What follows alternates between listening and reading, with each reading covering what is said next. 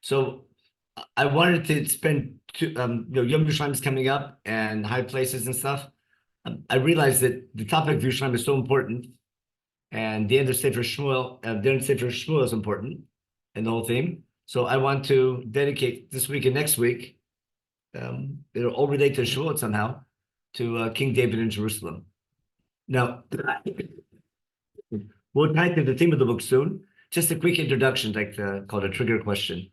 We know Jerusalem is a holy city. Everyone knows that? Now, the question is, what makes it holy? Was it a holy city from creation, and therefore it needs a temple? Or is it holy because it was chosen to become the temple? Hope the question's understood. And let me stare at the screen. I want to see, make sure people aren't cringing. But the question is, what causes something to be kadosh? Is there something special about it? Jerusalem, some special city, what's called skula, something unique about it, and therefore it needs a temple? Or is the fact it was chosen for the place to build a temple, that's what makes it special? I'll give you an analogy. Are the Jewish people special, therefore they're chosen? Or are the Jewish people chosen, therefore they're special? It could be both, like the Moadim, where it says Asher Tikra Otam. They're surely Kadoshim independently of our being Makri Otam. So a combination of causes. Okay. Thanks, Rabbi, but I'm saying in general is I'll be mean for a minute. If we're special, therefore we're chosen, that sounds like racism. If we're chosen, therefore we're special, we're chosen for a job, and therefore we're special, that's Judaism. We want to be mean. I think it's a fundamental question. And I want to use Yerushalayim to prove my point because there's a big argument. I mean, it's a big, in theology, in Ashkaf as well. Is there something uniquely special about the land of Israel? It's got special, it's Kedusha, and therefore God gave it to us? Or because God chose this land for us to become His nation, that's what makes it special. The same thing, are we better than everybody and therefore God picked us? Or God gave us a responsibility, and that's what makes it special. But it's not our very essence is special, our job is special, and therefore God has a special relationship with us because we're working for Him. I think the latter is the message. Before Brit Ben Abtarim, Kadosh Baruch Hu says a statement that future generations of Avraham Avinu will continue in his path. So if that is fundamental, so we are special. Okay, so I'm glad you brought that example because it's exactly my point, and because the way you read it is the way I think it's often misunderstood. I'll share my screen for a minute. It's actually not Ben Abtarim. It's a story of Shechem. It's a story of Sodom. Okay, I'll give you an example. You were talking about what God knows that we're going to do a good job, right? So you're quoting from Sefer Bereshit chapter 18. Gotta fix up my screen here. Okay, Bible. Just a quick review of what, I forgot who asked the question, but here, in chapter 18, God's having a conversation with Avram Avinu about Sodom. Remember? First he does Achnasat Okim for the guests, and then he tells the good news that Avram's going to have a child from Sarah. And the people get up to leave, looking at Sodom, and Avram is walking with them. Now, this pasuk here, the three men give up from Avram's meal he fed them, and as they're leaving his house in Hebron, they're overlooking the Dead Sea area, and they see Sodom. Avram's walking with him. Stop for a minute, and then one of them tells Avram, looking at Sodom, there's a cry of oppression coming from Sodom and Amorah. Their sin is heavy, and God says, I'm going to go down and check out. Is it beyond repair, yes or no? And I don't know what to do. In other words, God is sharing with Avram Avinu his deliberation, should he or should he not destroy Sodom? Meaning, if everyone's evil, for sure he'll destroy it. If everyone's good, he'll leave it. But if some people are good and some people are bad, God has to decide, do I give him more time to do tshuva? Or is it a lost cause and I got to punish them? Time is up. Is God going to, are they worthy of destruction? or is God still have hope that things can go better? And therefore, Avram has a whole conversation with God. How many righteous people does he have to find in stone to be able to save the entire city with hope that those few righteous can have an effect on others? And that's he starts with 50 and ends with 10. Everyone knows the story. He's not bargaining, he's clarifying the ways of God. Now, before this whole conversation takes place, we've discussed this before. I want to make sure it's clear because it's key to our topic. Right? Chumash has to explain to the reader, why is God having this conversation with Avraham Avinu? So now, parenthetically, what does Chumash tell the reader? Vashem Amar, God had said. Not God saying now. This is Chumash is telling the reader why God is sharing with Avraham Avinu his deliberation. What had God said? Hamchaseni me Avram asher ani yoseh. Can I hide from Avram what I'm about to do? What's God about to do? God's about to decide, should he or should he not punish stone? Should he give them more time to repent, or is that a lost cause? Now Chumash has to explain, why does God have to share his deliberation with Avraham Avinu? Because one day Avram's going to become a great nation. That's Lech Lecha. God wants a nation. God chose Avram to start a nation. Okay? And this nation, its goal is to bring blessing to other nations by being a model nation. Okay? Now Chumash finally explains to us, why did God pick Avram in the first place? Not because he knows, not because he knows Avram is going to do good. It's exactly the opposite. Ki yedativ, not yedati, yedativ. I came to know him in order that. This is the purpose of our chosenness. God picked Avram Avinu in order that he would fulfill a divine goal, that he would command his children and they their children, which will begin out with the birth of Yitzchak. And this nation coming from Avram Avinu will follow the ways of God, and the ways of God is doing tzedek u'mishpat, right? In order that God's goal for Avram to become a nation representing God will come true. In other words, God isn't saying, I know he's going to do good. I'm choosing him in order that he do good. I know he has the potential to do good, but if he does it, that's up to him. So therefore, we're being chosen for a purpose. Chumash is telling us our purpose. God doesn't know it will work. God knows it can work. Now, Chumash never tells us what was so great about Abraham, but what makes him great is the fact he was chosen, and because he's chosen, God will give us the ability to get the job done. If we do it, right, he'll help us get our job done. If we don't fulfill that goal, boy, he's going to punish us. But Chumash isn't saying God knows we're going to do tzedek u'mishpat. God came to know us in order that we do tzedek u'mishpat. I hope that's clear. Thematically, that's super important. And it's super important. I'm glad you asked that, because for the book of Sefer Shmuel, if you remember, I'll go back to share my screen again. But when I get to the kingdom of King David, which is going to be the theme of the book, and why David's chosen. So when I finally get in Shmuel Bet, in chapter 8, when I finish the good things David's doing, when he wins, it says, "Vayimloch David al kol Yisrael, v'David oseh mishpat u'tzedakah l'chol hamo." David's doing justice and righteousness. David HaMelech is fulfilling God's goal for the nation of Avraham Avinu.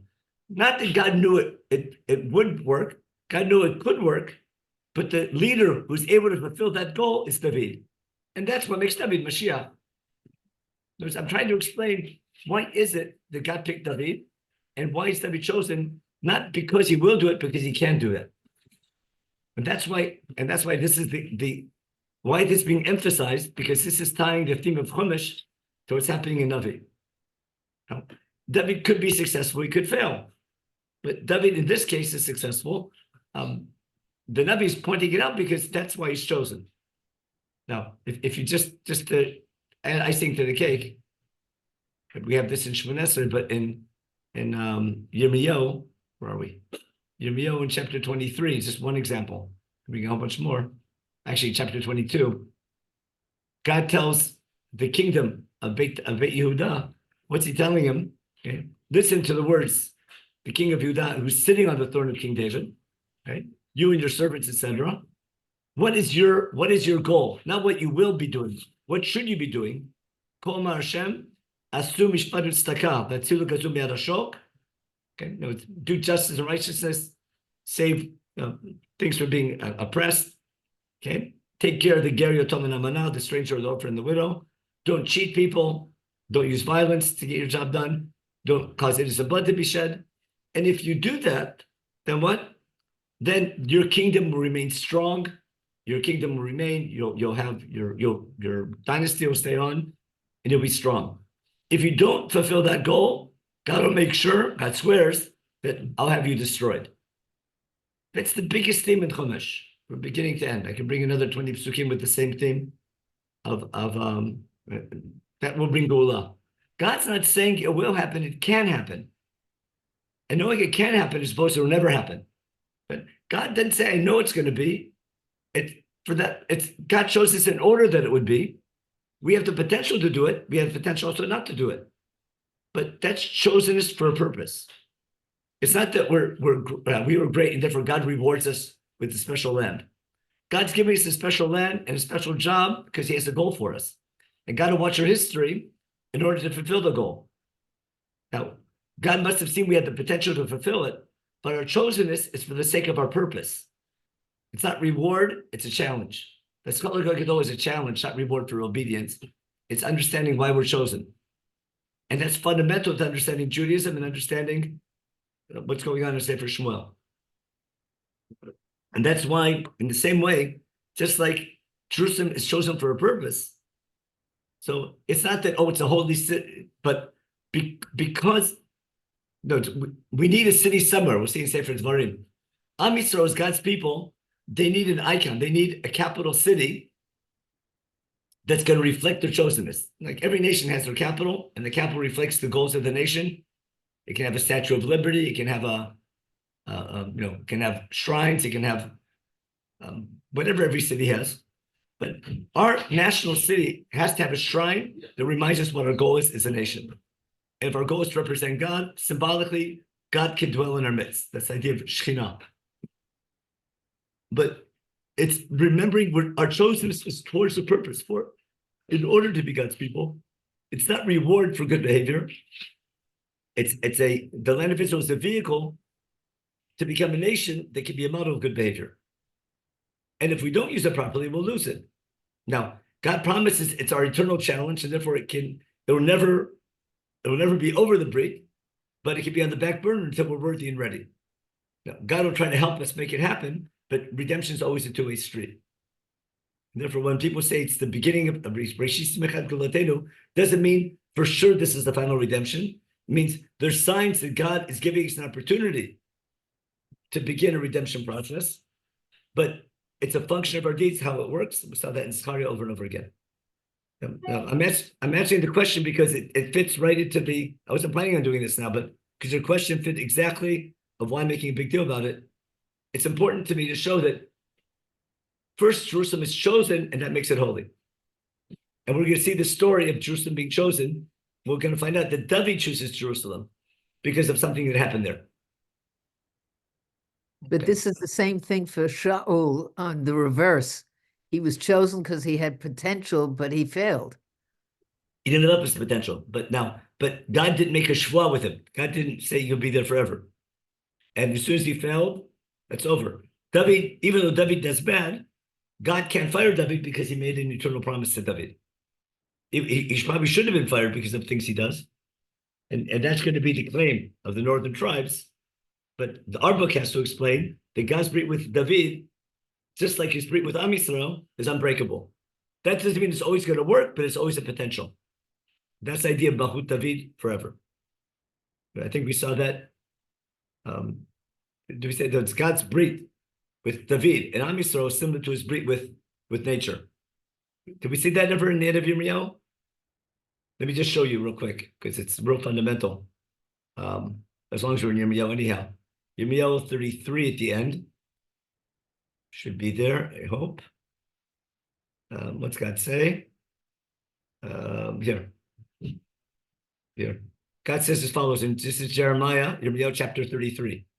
Vayidvar Hashem mitzvot Yirmiyahu lemor, Kol Hashem, im taferu et briti yom hayom et briti halayla, if my covenant with nature, with day and night, if I would break that, then I would also break my brit with David, my servant, for becoming a king, and my brit with the Kohanim and Levim. He's saying, I can't break my brit, my covenant with David and with the Kohanim and Levim for their chosenness, just like I can't break my brit with nature, which is, one is brit keshet, is day and night, and now his brit with Am Yisrael is going to be, and then later his brit with David is going to be the same progression.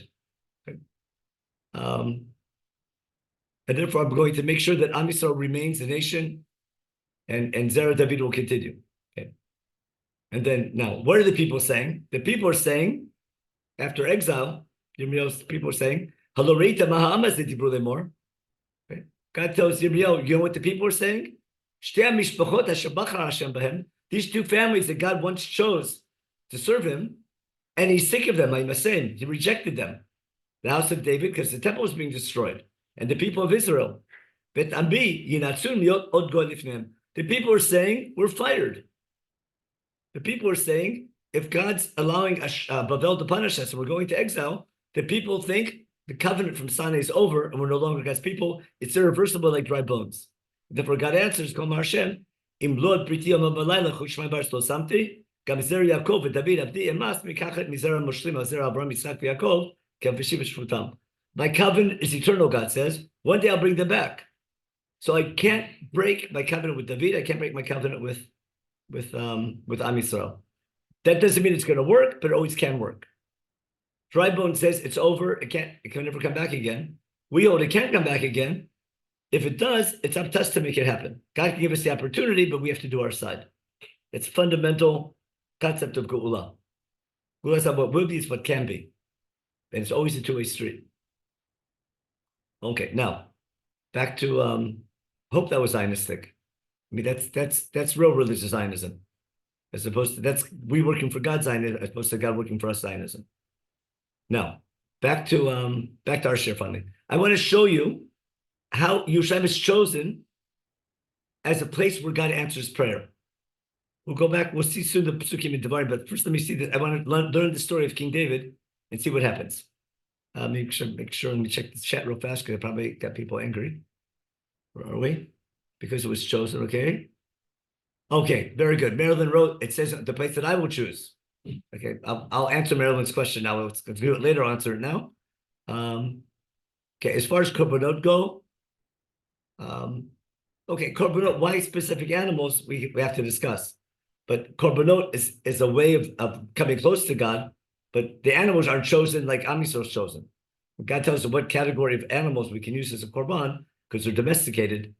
But I don't think the animals being chosen for korbanot is the same type of choosing like Yerushalayim and Am Yisrael. Okay, now let me take a look at, I want to answer Marilyn's question. What does the Torah say? Okay, what's the Torah say? Torah says as follows, in Sefer Devarim, chapter 12. It says, when you come to the land, things are unstable, but you're going to come and conquer the land. It'll take a while. Till then, bamot are permitted. Okay? Bamot are permitted because kilovat barata, to the place of rest, okay? Which I was giving you. But you're going to cross the Jordan, okay? And you'll settle the land, which God's giving you to settle, okay? And it'll give you rest from your enemies. And then Hamakom Asher Yivchar Hashem, L'Sakei Shmo Sham, the place that God will choose for his name to dwell, there bring all your korbanot, etc. But at the introduction to this, God says, when you come to land, keep these laws when you come to the land, get rid of the places of idol worship. Don't destroy the places of idol worship, get rid of their idols, etc. And then finally, V'baretem et shma min makom hahu. They worship the gods in multiple places, high places. Get rid of all those high places. Don't do that to your God. I'll follow the simple explanation. Don't serve your God in multiple places. God's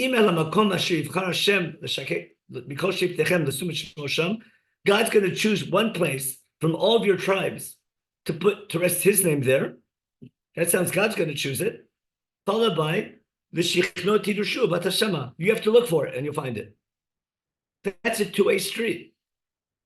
There's only one place in one Shevet that will be worthy for an eternal house of God to represent our connection to God. There's only one place like that. Where's the place going to be? Okay. Okay. You have to look for it and you'll find it.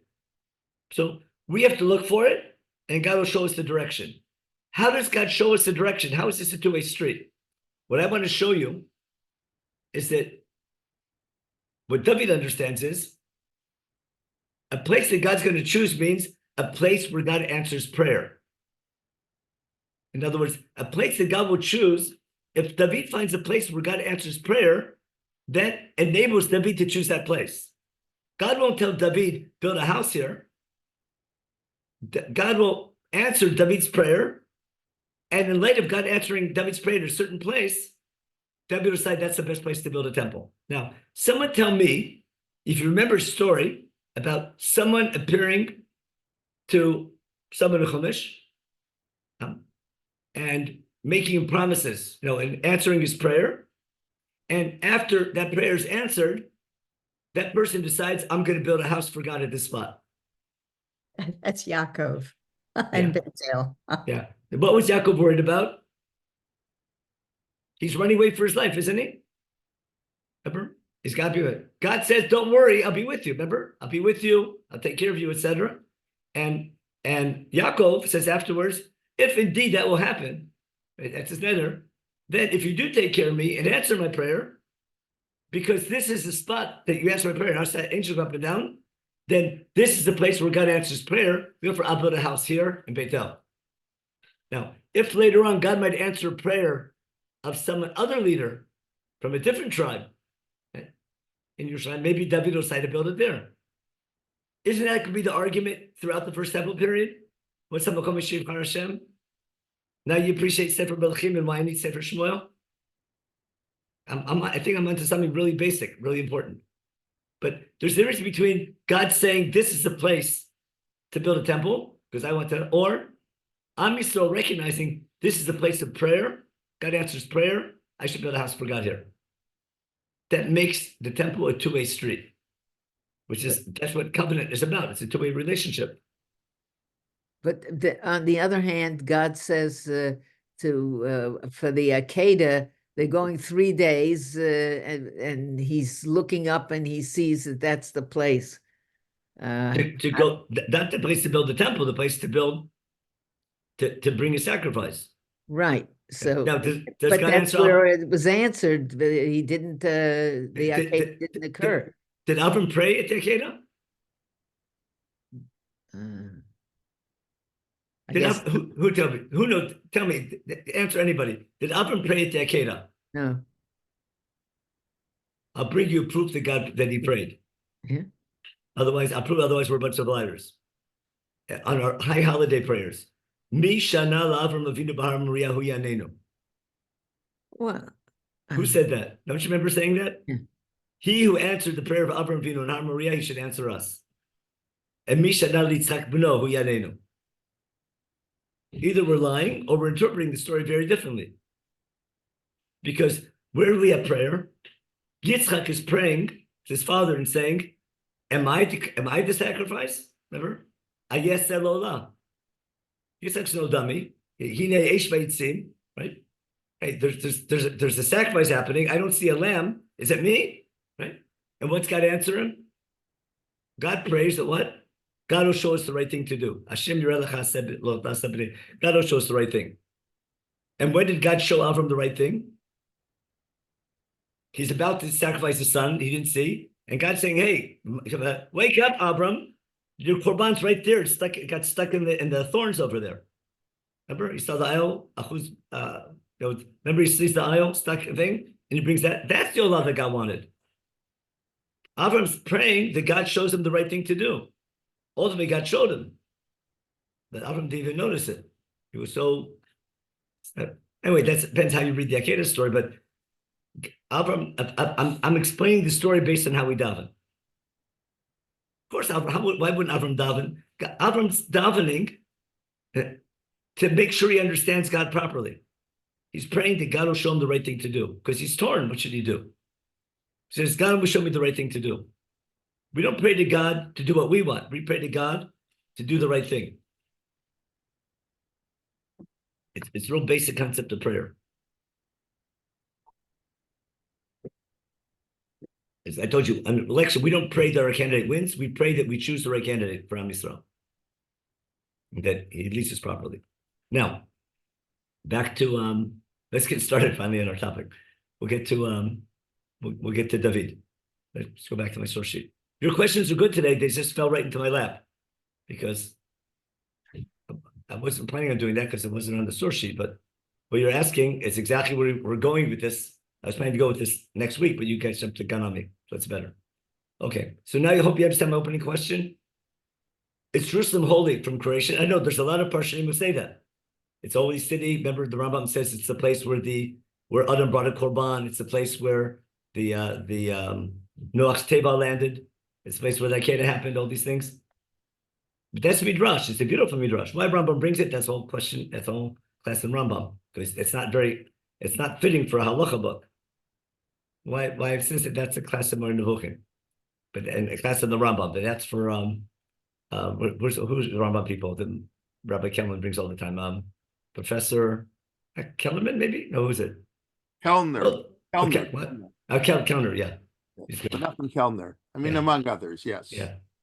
You know his best line? I'll take a break. I just love that. I learned one of the things. What did he say? Because Rambam writes very esoteric. It's like he's hiding something. So the classic explanation is the Rambam is hiding his ideas from the people because he's afraid they'll understand what he's saying. So he has to hide his ideas with them. So he says the Rambam's hiding his ideas to protect the people from his ideas. He's not protecting himself from the people. He's not writing esoteric so people don't realize what he's saying.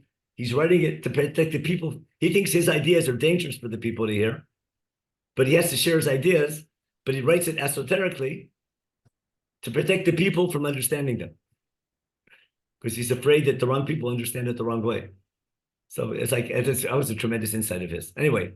I mean, that's more or less what he says in his introduction to the Moreh Nevuchim. The Rambam knows most people. He doesn't think... That's where Professor Kellner got it from. Right. But Rambam's a pure intellectual elitist, if I can use that term. Yeah. But anyways, okay, yes. Okay, let's get back to it. Okay. But I'm trying to explain why the question is so basic, because it goes the fundamental idea of Judaism. Are we better than everybody? Are we chosen to be better? Are we chosen because we're better, or chosen to be better? And the same thing, the idea of chosen is for a purpose, which is really critical to how we understand our Judaism and how we behave. Okay, now, do I thank God for making us better than everybody? Do I thank God for giving me the job to be better than other people, to act better? Now, and that's what I'm saying, compared to God's choice of Am Yisrael in the first place. Now, our unit, just go real fast, we've done this every time, but our last unit was the Nevot of God the Navi. We talked about chapter 21 and 22, 23, and 24. Today last week we talked about Shirat David. Today we talk about David, his mistake when he counts the people and his punishment that follows, and ultimately picking the site of the temple from here. Okay, now, this event will prove isn't the last event in David's life, okay? But it was chosen to close the book, okay? So I can prove later from Divrei Yamim and from logic, this can't be the last event in David's life. Other events happen, and probably happened earlier in his life. This is the story of Rabbi the Jebusite. They picking Harbait. But for some good reason, Sefer Shmuel decides to use it to conclude the book. So it's the sort of the epilogue of the book. It's not chronologically the last story, but it's a beautiful closure of the story. We have to try to understand why. Now, last week I didn't finish a drash, which will help the transition. We'll see. Last week we talked about David's song. I want to talk about David's hashkafa that was reflected in a song. There's a beautiful midrash in Eicha Rabbah. I couldn't find the English translation. I looked, I couldn't find, but it's real easy Hebrew. Okay, Eicha Rabbah starts as follows. It says there were 4 kings. Okay, and each one was different. Each one had a different type of prayer. Mashi tavazeh lo tavazeh. Okay, each king prayed to God, and each one had different prayers. Who were the 4? David, Asai, Yoshaphat, and Chizkiel. Now, if you want to appreciate a certain character, compare him to somebody else. We do that with our children, don't we? Why can't you be like him? That's what's called the neighbor's kids. Now, so we're going to compare the prayers of 4 different kings, to appreciate what's special about King David. We're not saying who's better or worse, but there are different characteristics. Now, and we see David is awesome. Why? Okay. What did David say? Erdof oivai basigem. David's proactive. I'm going to chase my enemies. Got it? Because David's taking action. I'm going to chase my enemies. Okay. What did I tell him? Amar LaKadosh Baruch Hu, Ani osechem. I'll help you. Okay. I'll do it for you or with you. Okay. He goes on without going the long drush, but saying, David says, I'm going to do it, and God helps him do it. Now, comes Asa. What's Asa say? He has a big fight later with his enemies. Okay? I'm not going to kill them. I'm going to chase them. You take care of them. I'll help a little bit. Okay. Omer lo, God said, Asa.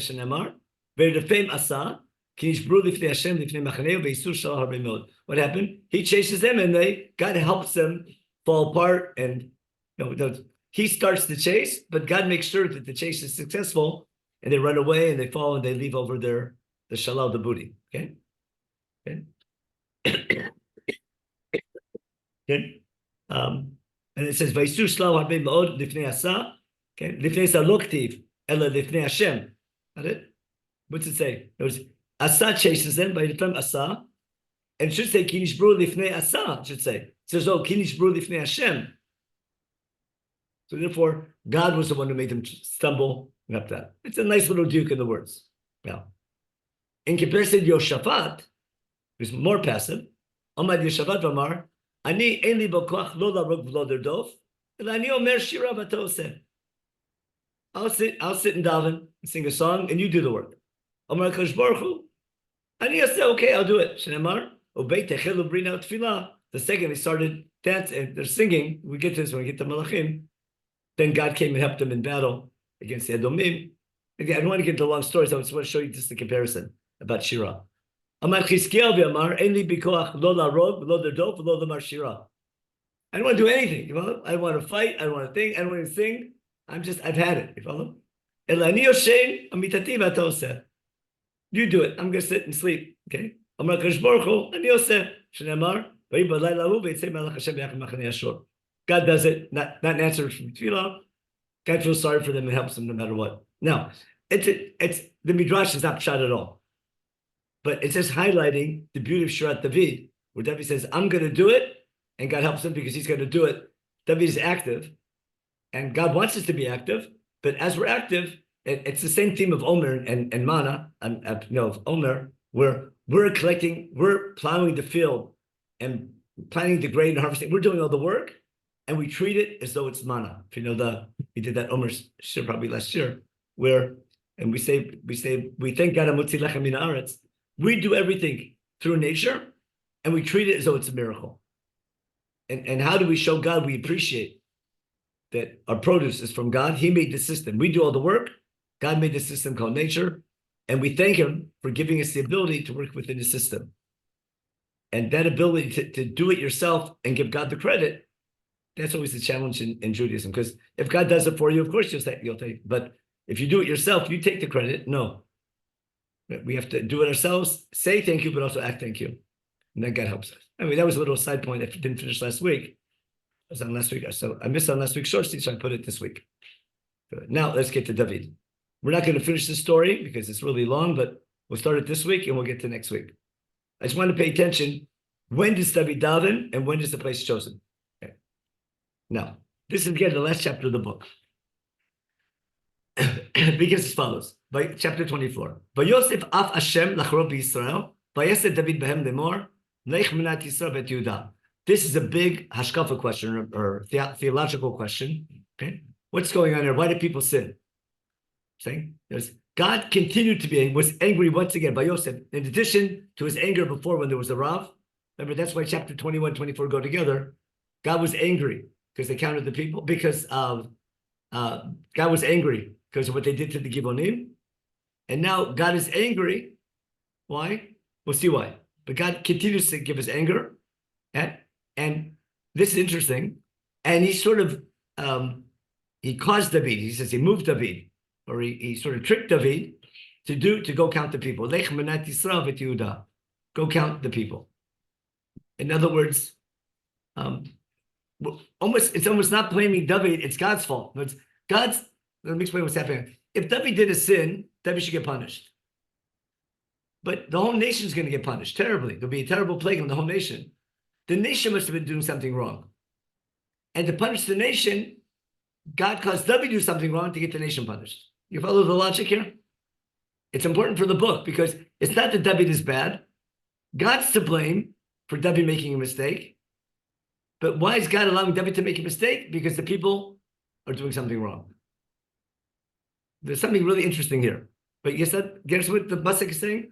God is angry with Israel, and he causes David to sin. But yes, David Behem to go count the people. But we're blaming God for David's mistake, but God's allowing David to make a mistake because the people have sinned. But doesn't the buck stop here? It's David, he's the king, and the buck stops with him. That's always a question when who's to blame? You know, it has to do a lot with tefillah. In other words, the people could be deserving of punishment, but good prayer can prevent punishment people deserve. So sometimes prayer, even prayer won't help, but there's a background where people are wrong. They should be punished, but something's protecting them. And now that protection is gone. The virus is in the air, the mask can stop it. But when the mask comes off, the virus, take off the mask doesn't cause the illness. It enables the virus to attack. If I'm using I got my corona analogy without getting people angry. Got my point? Then there's something wrong with the people. David's chut was able to protect them. Now God's allowing David to make a mistake. Now, someone tell me what's so bad about counting people? I think you're only allowed to count in connection with the Mikdash, with money going towards the Mikdash. And you count it for a coin. Okay, so yeah, we have to read about that. I'll share with you another. I'm here in England on the plane right here. A friend of mine who's a rabbi. We were complaining with each other about a lot of things. But he says he has a new minhag. What pasuk do we always quote for what do you call it? For getting a minyan? Hoshea Tamecha? Yeah. So he has a new minhag. He quotes. He says. So he quotes. He takes the pasuk from Yeshayahu. Okay, mi bikizot miadchem moshchat serai. He brings the whole pasuk. I forget the whole pasuk begins. He brings the pasuk. Well, what is it? This 10%. It's really, I shouldn't say. It's really harsh. But he was saying how the people aren't davening properly. So he quotes the pasuk where God's not answering prayer to count his 10 words. It's a type of musar. It's in Perek Aleph in Yeshayahu. How does it begin? But you come to my house to pray to me, Ken. So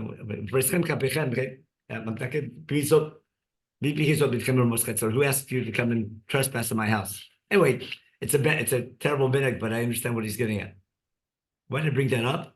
Oh, because about counting people. Okay, I just came up to mind. It was interesting what he had to say. Now back to counting people. What's so bad about counting people?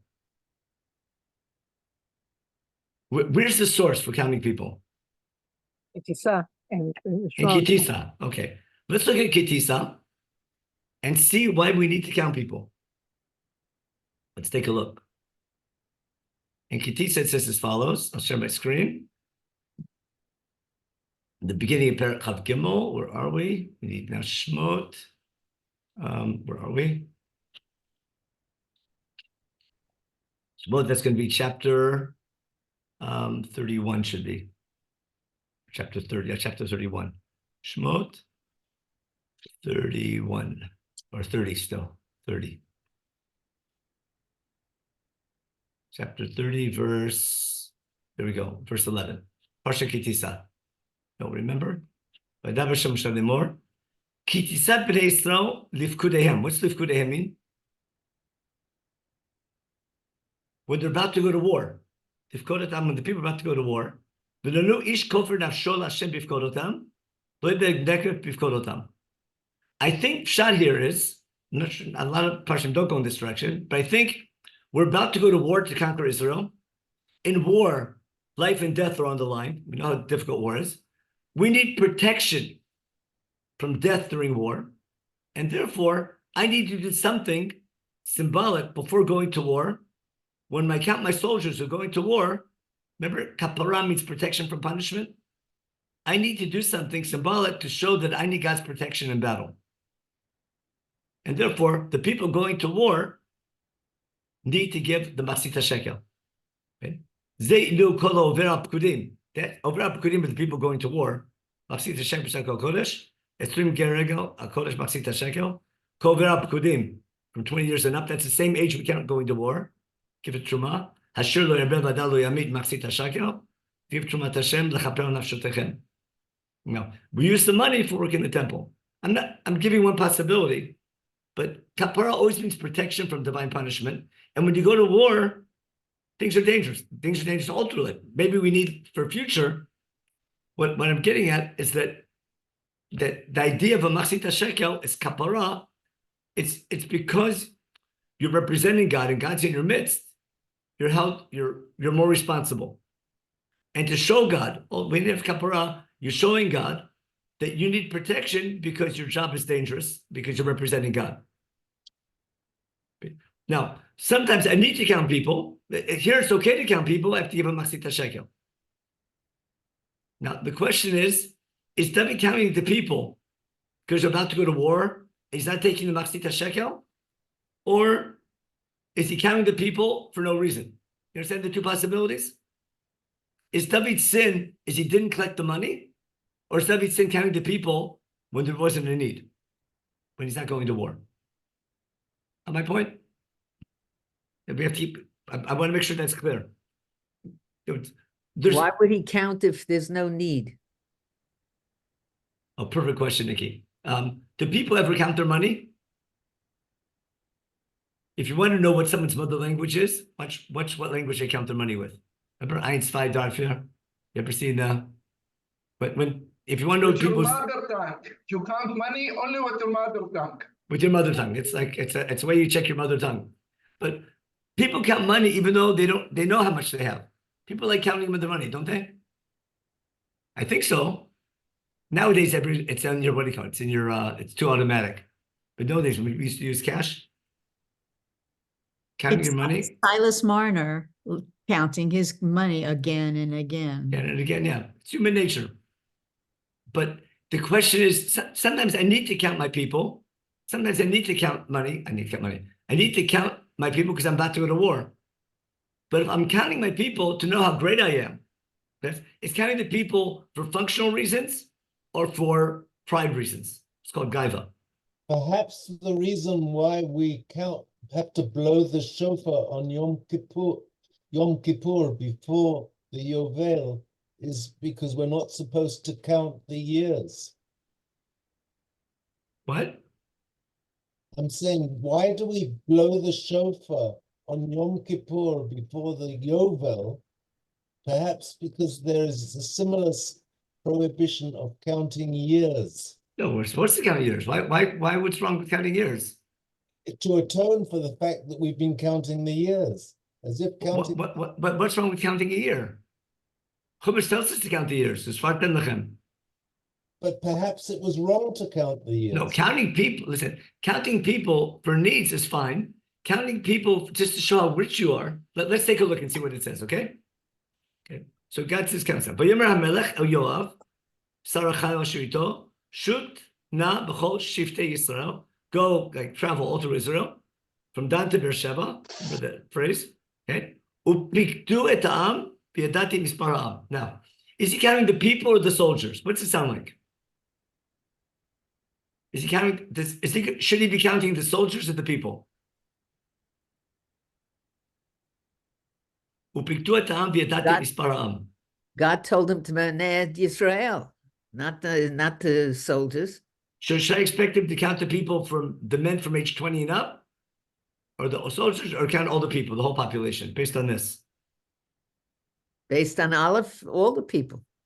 Okay. Now, I'm going to show you. It mentions all the time I'm counting the number of the people. And when we're done, it's only going to be counting the soldiers. Now, if I'm about to go to war, I have to count my soldiers. Why? Because you need to count to organize your army. I need to count my soldiers in preparation for war. But if I'm only counting my soldiers to know how big my army is, how great I am, not for operative reasons, just for gaiva reasons, that's when it's a problem. You follow? I hope you understand my direction I'm going in. It sounds like he's counting the people, but he doesn't count the people. That's why it says the code is going to war. Remember? We're counting people because the reason is not only because only men count and women don't count. We're counting men from 20 up. Those are men who go to war. They need protection from war. If women were going to war then, they probably have to count them as well. We weren't there yet. But I'm saying the need for Machzit Shekel is not voodoo. Their lives are on the line and they need protection. And they need something symbolic like Yom Kippur. You need kapara. Okay. Yoav tells the king, okay, Yosef Hashem Menachem came b'chem mea pamim. Why do you want to do that for? There's no military need. Yoav's the head of the army. If Yoav needs to know how many soldiers to plan a battle, fine. Yoav's saying, you don't need to do this. There's no operative, there's no tachlis involved other than just knowing the name. It's not a question of taking Machzit Shekel or not. There's no need to do a mifkad. Because we're not about to go to war now. Okay. But Yoav, the king was insistent, and on the Sarim, and Yoav listens to his commander from the king, Livkot Ta'am Bet Yisrael. He counts the people of Israel. We'll see in a minute, he's counting the army. Now, look how big the borders are. Here you see the borders of Israel. But Aviut Yarden, they go to Trench Jordan, and Aroer from the east of the city. I'm saying south of the city. B'toch Nachal Agad V'Tiazer, but it's very similar to Sefer Bamidbar when we capture Evar Yarden. They go basically from the southern Transjordan to the northern Transjordan. Ve'ova Gilada, Eretz Tachtim, Chodshiv, Yavo Dana Yan. Sidon, they get all the way up north from the basically Transjordan to North Gilad to the Golan, and all the way over to Lebanon to Sidon. They go from Sidon down to Tzor. Sidon's a little north of Tzor. And all the cities of the Chivi, Kraniv, Yatzu, and Negev, Yehuda, they go all the way down south to Beersheba. Now, it means we've already captured, it shows you how much David's conquest was complete. Even north of Dan even. But we have the Golan, and we have southern part of Lebanon, all the way up to the Litani, basically. Okay? Yashuta b'chol haaretz, v'yavo miksei tisha chodashim b'esrim yom Yisrael. It took 9 months to do the mifkad. Okay?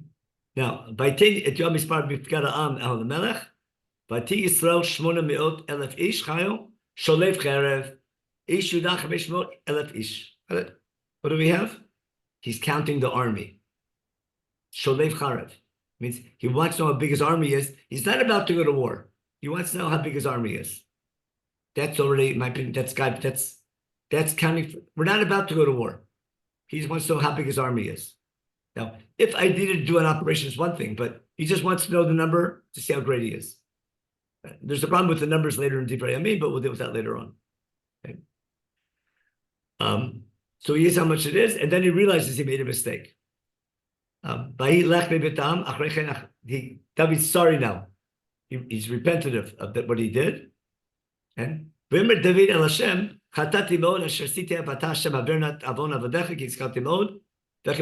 David prays to God. Something's wrong. Now, 2 things. If David's carrying the people, I wanted to call that, it's a topic nowadays in Israel. It's called Avirat Mefaked. Anyone know what that means? Avirat Mefaked?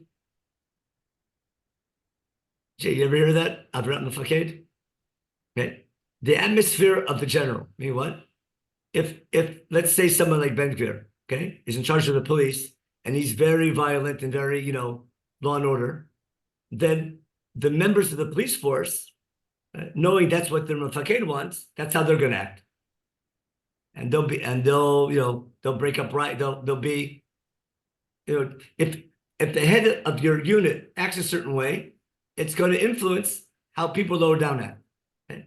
And when people at the top of the system are into money or into corruption or taking bribes, it's going to trickle down to the whole system. If the people at the top are just, it'll follow. It's called Avirat Mefaked. You've heard, ask your Israeli friends. It's the biggest word nowadays.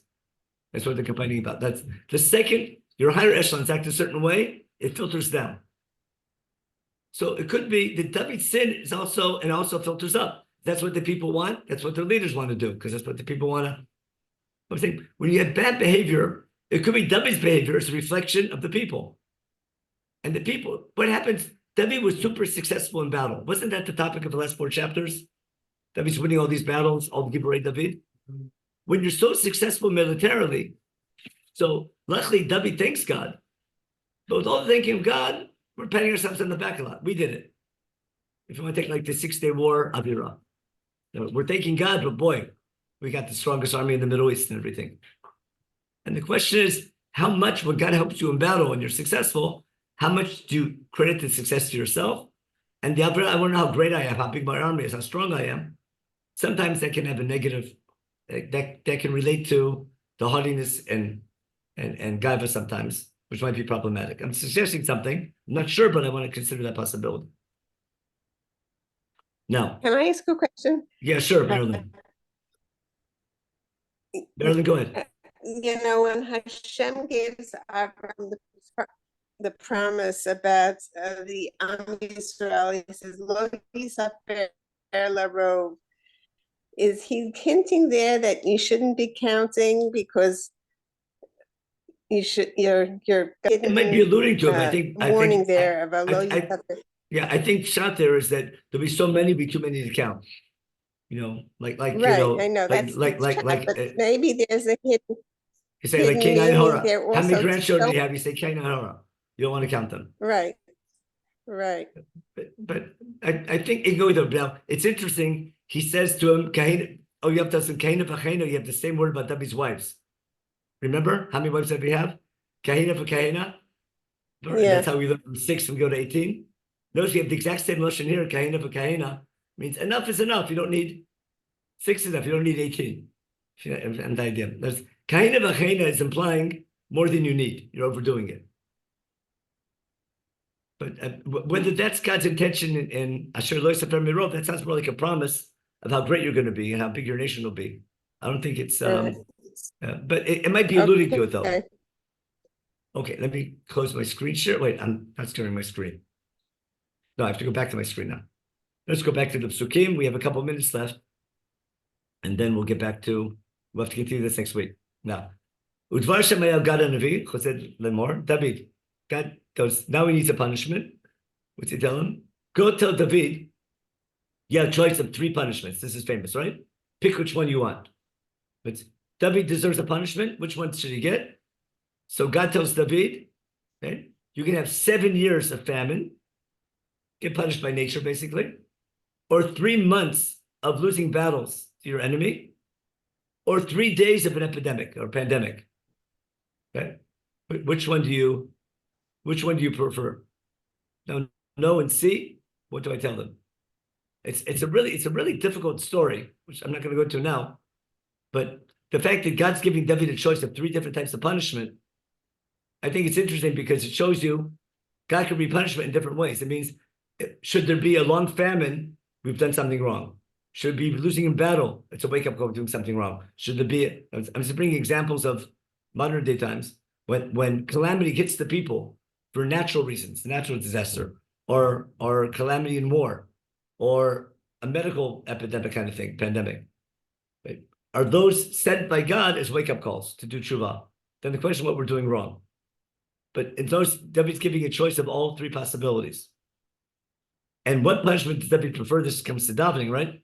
David, oh God, you know, I'm really sorry what I did. I'd rather get the punishment. I'd rather have my punishment from God, basically a pandemic type of thing, a medical thing, some type of disease passing through, instead of falling to the hand of man. And because why? Because maybe God can have rahmat. God maybe can have more influence on that than my enemies, than falling in war. Okay, and therefore God brings a dever, some type of pandemic.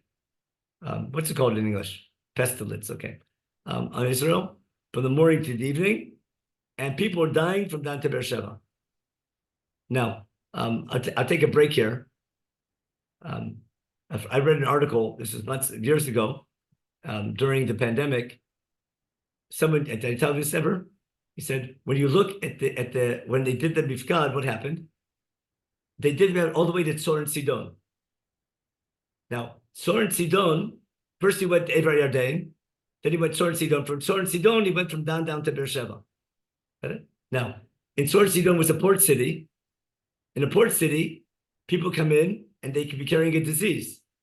And the people doing the census are counting the people, and they picked up the disease at the port city in Tzor and Sidon in Lebanon, and they spread the disease through Israel by counting. So the way the disease spread was the Mifkad caused the disease. I thought that was ingenious, wasn't it? By making Tzor and Sidon and the port cities and spreading it, and that's how pandemics happen. I thought that was an ingenious interpretation. But explains that's how God did it, but it's Mida Keneged Mida. You caused this. If you're not careful health-wise, they should have been wearing masks when they did the Mifkad. If they didn't, they weren't listening to their to the AC, what's called the ICCDI, whatever, I forgot what those people are called in the government. Will tell you. Yeah, the rules. Okay, so that's that was just a side point. I made too many side points today, but I think it's interesting that might have been the technical reason what caused the Magifah. Is it possible? Sometimes Magifot can end suddenly. You're expecting can spread, and God can cause the virus to mutate. Is it possible that Hashem's words to Abraham, Asher lo yisafer merov, is a prohibition of counting? Yeah, someone just asked that before. I think in Pshat it's referring to a blessing, that how great you'll be. I said it might be alluding midrashically to not to count. I don't think Pshat is that not to count people. I'm saying is that there's everything has a natural reason and a spiritual reason. I just think that in light of this, where the section is, we talked about Giborei David and how he's great. I just know it's so typical from modern day life. Yeah, you have to fight battles, and God helps you in battle. But when you win battles and you're successful with your army, all of a sudden everybody talks about army. Army is the coolest thing. And all of a sudden in yeshiva they talk more about. We're more excited about military things than about mitzvot. Not that people aren't religious, but the question of what's on people's mind. And it's really hard to be a good soldier and really into the army, and not letting that take over your whole worldview. It becomes a big focus. And I'm telling you this as someone involved in the Hesed Yeshiva, where we struggle with this all the time. We have to fight, we have to be in the army, but we have to learn and we have to be God's people as well. How to find the balance is really difficult. So David found the balance, but it doesn't work. It didn't work with the people. I'm trying to understand why people shy away from all this army stuff, because it's really difficult to find the balance. Same thing with wealth. Wealth is good, use it to help other people. But sometimes too much wealth can ruin society as well. And anything God blesses you with, the blessing can turn into a curse if it's not allocated properly. And that's why you need education to balance. Anyway, we're going to continue this. Let me just try to finish up one topic. I want to show you next week that first, God answers David's prayer, and in light of God, David answers prayer, then in light of that, David decides where to build the Mikdash. Okay, so this pasuk is in our Haggadah. Vaishlach yado malach b'Yerushalayim shachata. God's about to destroy Yerushalayim, and then God changes his mind. We don't and tells see the your malach. screen. Sorry, my mistake. Okay. Thank you. Share screen. Okay, thank you for reminding me. Actually, I was showing the wrong screen, so it's good. Now, note in this parsha, we'll do this next week.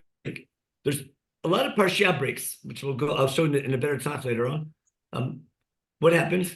David's there's a plague coming. God sends his malach to destroy it, and then God changes his mind and tells the malach to stop. Okay. After that, we quote this pasuk in our Seder about Zroy. I'll do the pasuk in the Seder next week. And at that time, the Malach of Hashem was where? Happened to be in Har Bayit. Now, the question is, what caused the Malach? What caused Hashem to tell the Malach to stop? Now, I want to claim here, there's a parsha break here. Now I'm going back to explain why God changed his mind. Hope you follow what I want to show you. Now we're told, "V'yomer David el Hashem birot et hamalach makeh ba'am, v'yomer hinei anochi chatati anochi aviti be'el hatzon masu tina b'yadchem b'yaveti alai." No, it's between this part of the pasuk, "Vayishach Yehuda malach Yerushalayim l'shachata." At that point, David tells Hashem, seeing the malach hitting the people, David says, "I'm the one that says, I take responsibility. I'm responsible. Not everyone else. I'm responsible and wrong. Punish me, not the people." When God hears that, what does God decide to do? Then God changes his mind and stops the plague. What stops the plague is David's tefillah, not his korban. The korban will come later. We'll see. And we have to do this next week because it's a little complicated. I have to follow the chronology, but I want to show you the stages in tshuva. A punishment comes, the leader responsible takes responsibility, prays, God answers his prayer, and when the prayer is over, Rabbi wants to say thank you for answering prayer. So I'm going to show that when we go through the psukim carefully. I'm my overtime already, so I'm going to stop here, and I have to be part of the program here. I have to pass in the program in England here in a minute, so I have to stop here. But I know we're smack in the middle of a topic, but next week we'll be able to finish it, and I want to finish this in time for Yom Yerushalayim. And now we have to relate this to two things. One is why Yerushalayim is chosen, the concept of prayer, and the danger of bamot, of high places, which will relate for Lag Bomer for next week. So next week I'll take this with the background to get to the problem of high places, and which is a very big topic between Shmuel and Sefer Melachim. And then for Yom Yerushalayim, we're going to go back and see why Yerushalayim is chosen and why it's a two-way street between God and David. Okay, Rabbi, let me check any more quick. Just check the chat real fast. I have to leave in a minute. Chat is okay, and bureaucrat. Very good. Okay, that was a private message. Thank you. Okay. Yeah. Okay, we'll stop here. The idea next week, we'll see how Yerushalayim and the Mikdash is a place where God answers prayer, not where God needs to be fed. And I want to prove that to you next week, and that'll be really important for Yom Yerushalayim and help us understand our own shul and our own siddur and a lot of things in our prayer service. Okay, I have to leave, Rabbi. You'll finish up, Rabbi? Yeah, go. No Okay. problem. Just I have to remind finish you, up. Benny Gesundheit is back after a pretty long hiatus. All the Yom HaZikaron, Yom HaTzmaut, and Pesach, everything. So that's at 1 o'clock. That's like in 40 minutes. Be'ivrit, Hashir Shelo Be'ivrit al Tilim, Hayom Oseh Tilim Perak Peitet, Perak Shel Olam Chesed Yibaneh, Medaber al Churban Beit HaMikdash. So everybody's welcome for that if your Hebrew is up to snuff, and if not, then maybe you can learn Hebrew.